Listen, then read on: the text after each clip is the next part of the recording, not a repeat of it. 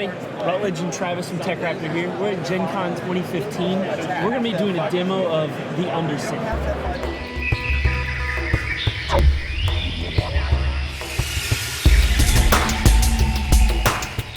This is the Undercity, Private Trust's new fully co-op game set in the Iron Kingdoms. So we're playing heroes in the Iron Kingdoms that are part of the Black River Irregulars, our small mercenary company that we can tell small stories with. These guys exist in the Iron Kingdoms RPG and the Skull Island novels, and so now we're bringing them into a board game.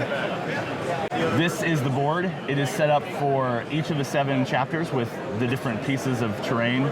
Some of these tiles have details in the back of them that are used in different ways. And then some of the tiles feature things like cave-ins that can happen. It's a very abstract movement system with large spaces, so it's fairly easy to grasp how things move around and what things do. Every one of the heroes has a character sheet, has an ability deck that you will grow your character's abilities with over the course of the game, has a feat deck and a hand of feat cards, and then has their wound tokens that are health and an alchemical restorative, which is how you revive your friends when they fall down. The villains in the game are completely controlled by the artificial intelligence system. So we've got villain action cards that tell us what the villains do, and the villain action cards that have the tactics on them, which we'll get to when we start activating villains. So the very first thing we do is every round we draw an event card. And an event card tells you kind of what's changing with the game state. So this one, for example, is just the ominous silence card. Nothing particular is going on right now, but these cards also serve as the game timer. If you ever run out of these cards, you have lost the chapter, and you have to start over and try it again. So the other thing about these cards is they can have environmental effects that last until the next environmental card is drawn. So the fog bank might roll in, and that ominous silence card will kill that fog bank. So that ominous silence can do stuff, but for this first turn, it doesn't do anything. Then we start taking turns, and like I said, it's a light RPG board game. So we've incorporated concepts from RPGs. So everyone has an initiative, and we operate in initiative order. So the first thing you do on your turn is you spawn a bad guy. You're gonna roll 2 dice. One die is gonna be which villain spawns, and the other die is gonna be which villain door he comes out of. So let's just say that I roll a 1 for the villain type, and then I roll a 2 for the passage he comes out of. So we are playing these yellowish characters. The villains are red or blue. 2 of the special villains are purple. The red and the blue is how they activate. Certain cards will say activate blue villains, certain cards will say activate red villains. And then after I've spawned my villain, I take my turn. On my turn, I get 1 type of move and 1 action. A move can be holding still, and if I'm a ranged melee or a ranged attacker, I will want to aim when I hold still. Walking is my second option. I can move 1 space, or charging is basically running in the game. You can move up to 2 spaces. And if you make a melee attack after your charge move, it's super powerful. So you spawned a blue villain here, and there are some red ones. Is there anything that determines what you spawn? Yes, there are. First, you go by the color that there are more of, okay. And then the event card has a priority color that controls how the round works. I see. So because this is blue, every event card is red or blue, and so that's part of that AI that keeps the players from having to make decisions about what the bad guys are doing. Perfect. That's great. So on my turn, I'm playing as Canis, the gun mage, and for anyone not familiar with the Iron Kingdoms, gun mages are pistol sorcerers. They have magic bullets, and they can do all kinds of fancy things with them. And as Canis, I'm going to take shot at this blue crossbow guy over here that's threatening us. So since I'm choosing to hold, I get to aim. And we have a concept in all of the Iron Kingdoms games so far that use dice, that a boost is an extra die added to a roll. So normally you roll 2 dice, you look at your stats, you compare them to the villain stats, and you see if you succeed. But since I'm aiming, I get to boost my die roll, so that's a 3rd die. This crossbow thug stat card is right over here, and it says that his defense is 12. Canis's accuracy on her mage-lock pistol is 5, so I have to roll my dice plus 5 and equal 12, or get greater than that, and I hit him.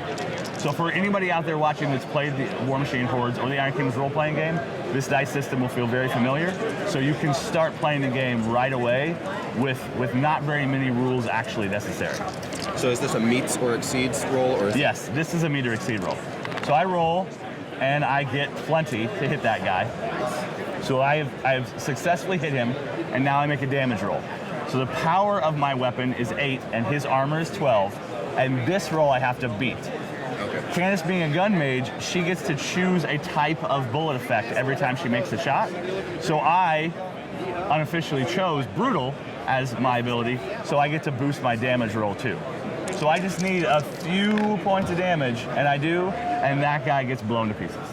So he returns the reserves to be used later, and every time you do damage to a villain, that damage turns into experience points. So that guy has 1 vitality, so I did 1 damage to him and he died, and he gave me 1 experience. So for every point of vitality, you get 1 experience? Yes. Okay. There's other ways to get experience in the game. You can complete chapter objectives. When a chapter finishes, everyone who's active contributes XP, and then that XP is divided amongst the party as evenly as possible, rounded up. So you're not going to kill steal things that I'm trying to get XP from. If you kill 5 guys during a turn, I'm excited because you just built the XP treasury for all of us. Candace has another ability that makes fighting guys in the same space interesting. She has a feat trick shot. So every character has a choice ability and a feat card use ability. So characters have feat cards that have 2 uses on them. Every feat card has something you can use it for, but then other things in the game were powered by feat cards. So if I discard any feat card I want, I can feat trick shot, which says I can make a second range attack against a target in the same space as my first range attack. So Candace can sometimes take out more than 1 villain in a turn. So is this shot also boosted because you... It is. I'm still aiming, so, and it's a ranged attack, so I get to boost it, and it hits, of course. And I chose Brutal again, and I also killed that guy. So he goes back to reserves, and then we get another XP. So that was, my choice for movement was holding, which was not moving, and my choice for action was attack. You can also do actions that interact with objectives in the game or reviving your friend's action. And the last thing I do on my turn is draw a new feat card. You always have a hand of a max of 3, but I can burn through as many of these as I want in a turn, and then I'll be drawing 1 at the end of every one of my turns. And I have a second win that if I fail to hit an aimed range attack, I just refresh my hand entirely. So everybody has a second win that says if things are going really bad for some reason, you get a bunch of feat cards back. And the last part of my turn is drawing a villain action card. And the villain action cards say what the villains do. So this card says close combat, activate the villain closest to me. This is me, I'm Candace. This is the villain closest to me, so we're gonna activate him. This card may say activate all the sword thugs, it may say activate 2 blue guys. It's varied. And every once in a while, this deck will tell you to reshuffle itself, so you can't really predict what's gonna happen. You can't say, well, don't kill any red guys because they're not gonna activate anytime soon, because you never exactly know. The other thing this is gonna tell us is if the villain has targets that are the same distance from him, he's gonna need to choose between those targets. And there's a priority on this card that lets him choose that. So when a villain activates, they follow the tactics on their card. You go left to right and you follow the first tactic that's applicable, and then you stop that villain's activation. So his melee attack tactic says he wants to make a melee attack against someone in his space. So he can't do that, so we move on to the next one, which is Rush, which says he wants to move up to 2 spaces and then attack a hero. So since he is 1 space away from both these heroes, we need to look at his priority, and it says lowest health. You are playing Milo. Milo's health is 6. Health is your active red hearts, because the hearts, like some video games that you may have played, are black on this side, so that shows you your max health. Your health is the red ones. So I have 7 health as Candace, and you have 6 health as Milo. So this guy rushes into Milo's space to do some damage. When you get attacked, the player to your left rolls for the villain's attack, and it works the exact same way. Villains have accuracies and powers. So the good thing about Milo is his defense is really high. He's a little squishy when it comes to actually taking damage, but he can dodge and avoid combat. So I'll roll for him. This guy gets 2 dice plus his 4. He rolled an 8. That's only a 12. So he missed your 14. And that was my villain activation, and that would be the end of my turn.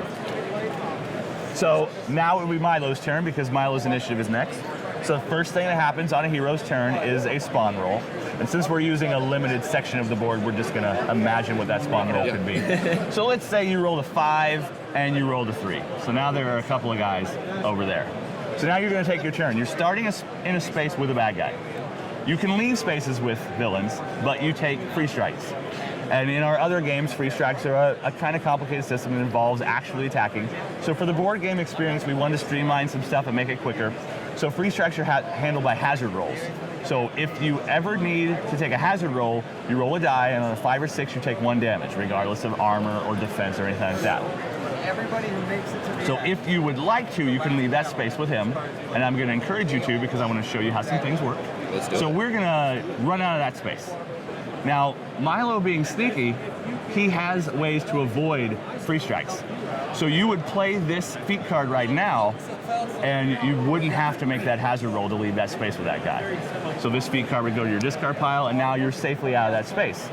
Milo's a combat alchemist. He likes to throw grenades at things, and he's also kind of the doctor on the team. He's a bit of a medic. So his choice ability on his ability card is what kind of grenade is he going to throw. So when you make your attack for the turn, you get to attack with all your melee weapons or all your ranged weapons. So you're going to actually get to throw a knife at this guy because he's 1 space away, and then throw a grenade in this space right here. And we're going to choose explosive grenade because that's a chance to kill both those guys with 1 grenade throw. An AoE attack. So an area of effect attack in this game means it automatically hits everything in the space you're throwing it into. Now, if one of the heroes is in that space, that means you also hit that guy, but you have some clear cards in your ability deck that says, you know, my friends duck and that the bomb doesn't hit them. One of the things that makes Milo really, really effective is his feat virtuoso ability. So he can discard any feat card to power that, and that lets him roll an additional die on all his attack and damage rolls and drop the low die from that roll. Okay, so I really want to blow these two guys up. So we're going to throw an explosive grenade for Milo, which has a range of 2, into this space. You're going to play any of your feat cards as your virtuoso. Okay. And then you're going to roll 3 dice and drop the low, and the power on your explosive grenade is 5, and their armor, like we saw earlier, was 12, so we need 8s. So that is enough to kill one of them. You blow that guy up, we get an XP. And then you make a roll on the other guy. Oh, okay. So for the AoE, you make a different roll. You make a different damage roll for each guy, but you're not needed to hit. Okay. And that guy, you also rolled an 8 or higher, so you blew that guy up.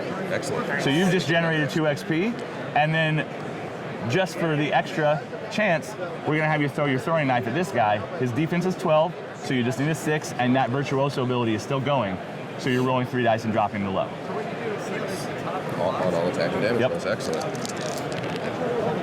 There you go. So that guy's dead too. So Milo's our crowd control specialist. He's really good at murdering lots of thugs. The thugs are pretty squishy, but there are other villains in the game that are a little bit more difficult to handle. This guy has much more armor than a thug and a lot more hit points. And he is, of course, controlled by the rules of the game like normal. And sometimes there are villains that are significant. They're part of the chapter's rules, so they operate a little bit differently. But most of the villains are in that general group that's run by the AI system. So I've noticed on my feat card, it just says play this card in order for effect. So Yes. can you only play these on your hero's turn? No, you can play the card anytime the effect is applicable. Okay. So you may have a card that says, I'm a hero, that gives you back a hit point because you have plot immunity of some sort, so you got that. And you can do that at any time you want. So if you're about to die, if something's going to hit you really hard and you have like 1 hit point left, you can try and use that ability to get 1 heart back, so then maybe that damage won't knock you out. Excellent. So for the end of your turn, since we've taken your move and we've taken your actions as attacks, we're going to draw your villain action card, and it's going to be crossing swords. It's going to say activate up to 4 sword thugs. There's only 1 sword thug on the table, and I'm going to pretend for the demo that he's not there. Okay. So that says if there are no sword thugs in play, activate the 2 villains closest to you. There's only 1 villain on the table, so this big guy's gonna go. So this guy's an Ogren Brute. So he's a little bit tougher. And one of the things I haven't mentioned yet is every single villain stat card also has an epic side. It's a little bit more dangerous version. Usually these guys are these special characters for the missions, but it's also part of the difficulty setting. But if you want, you can just turn any of the non-epic cards to epic to make the game a little bit harder. So we're going to activate this guy. He's a lot like a sword thug, except that he hits a lot harder. So he's got melee, rush, and pursue. The first thing he's going to do is rush somebody. And the card we drew says he wants to go after the highest health. This is Doorstop, the steam jack that the Black River Raiders have. And he's got 10 health. His health is those gears down there. So he's the target when this guy activates. So he's going to rush into Doorstop space, and he's going to make attacks with his hammer. So we're going to let one of you guys roll that. Here, I'll roll it against you. Do it. So his accuracy is 6. Doorstop's defense is only 10. So that hit Doorstop. Okay. So if you make a melee attack after a charge move, it's boosted damage. This guy's POW starts at 11 and Doorstop's armor is 15, so anything over a 4 will do damage. And with that roll, I get to teach you guys another rule again. Okay. So we abstracted a lot of things in the game, and damage is one of them. In War Machine and Hordes, we kept the same concept of rolling over armor equals damage, Okay. but we changed it to damage and super damage, 1 point or 2 points. If your damage roll is 5 or more over the armor of the character, you do 2 damage instead of 1. So Doorstop just took 2 damage. So when you take damage, you flip a token, so Doorstop's gears go from whole to cracked. And then if you ever have all of your tokens on the black side, you're incapacitated and you fall down. Your friends have a chance to catch you before you completely bleed out and pass out, and you're effectively dead for that chapter, but you're not dead for the entire campaign. And that is the end of your turn with that villain activation. So now we're going to go on to Pog and Doorstop. Pog and Doorstop are an interesting character because they're 2 guys that share 1 character sheet. And they're in the game because, like I've mentioned, this is an intro product, so we wanted to get a gun mage in because that's a very important part of the setting. And we wanted to get a warjack and a jack marshal in. So warjacks in this setting are kind of about as smart as a pet. They can be told, do this thing, and they'll do it over and over again, but they're not fully autonomous. So they need people to help them. So Pog is the mechanic that helps Doorstop figure out what to do. So Pog's choice abilities are called jack drives, and they're things that help Doorstop boost attack rolls or charge, because he can't inherently charge by himself. And then in the ability deck that every character has, Pog has ways to make Doorstop better. He can upgrade his Cortex, which is his magical brain, or give him a better mace, or improve his boiler so he can run without being told to run. So we're gonna start with these guys. The other thing that's interesting about Pog and Doorstop is since they are separate characters, they activate independently of each other during your turn. And Pog can take any of his non-combat actions at any point you want. So he can swing his wrench, but he's not great with his wrench. So he uses his actions to tell Doorstop to be better. So we're gonna activate these guys after we spawn a guy. Don't wanna forget to spawn a guy. Let's pretend that we rolled that. So now we activate these guys. So Pog's gonna use his action to tell Doorstop to boost his damage roll. Okay? So use the jack drive to boost the Yes, attack. boost damage roll. Gotcha. So then you're gonna make an attack with Doorstop's mace. Doorstop's mace's accuracy is 5. The Ogre and Bruce defense is only 11, so you need to roll a 6 for the mace to connect with that brute. And you did, so you hit him. And so now we do a boosted damage roll since you used your drive for that. And the mace is power 10 versus armor 14, so anything over 4 does damage. So there we go. When a villain has more than 1 hit point, the sides of the card over here are color-coded. So over in the reserves, you would show that guy's health on the side of his card, the blue side of his card, that represented how much health he had. So you don't have to track the health on the board, you can see it over there. And the little guys, of course, have 1 vitality, so any figure that appears more than once won't have vitality you need to track. So we tried to streamline all those things to make them a little quicker. And so that would be another 2 XP for the party as well. And that would be, yes, that was actual damage dealt, so that would be 2 more XP for the party. So guys that are healthier, have more vitality, are effectively worth more XP when you kill them. It just goes incrementally over time instead of me having to write a rule that says that guy's worth 4 XP. Perfect. And then Doorstop can activate after. And then that was Doorstop activating. So Doorstop whacking that guy with his mace was Doorstop activating. Pog using his action was not him activating because he wasn't making an attack. Gotcha. And like I said earlier, when you make your attack action, you attack with all your weapons that have the same icon. So now you can use your shield on that guy too. Gotcha. Now, this says you boosted 1 damage roll, so your mace was the boosted damage roll, but you get to still use your shield too.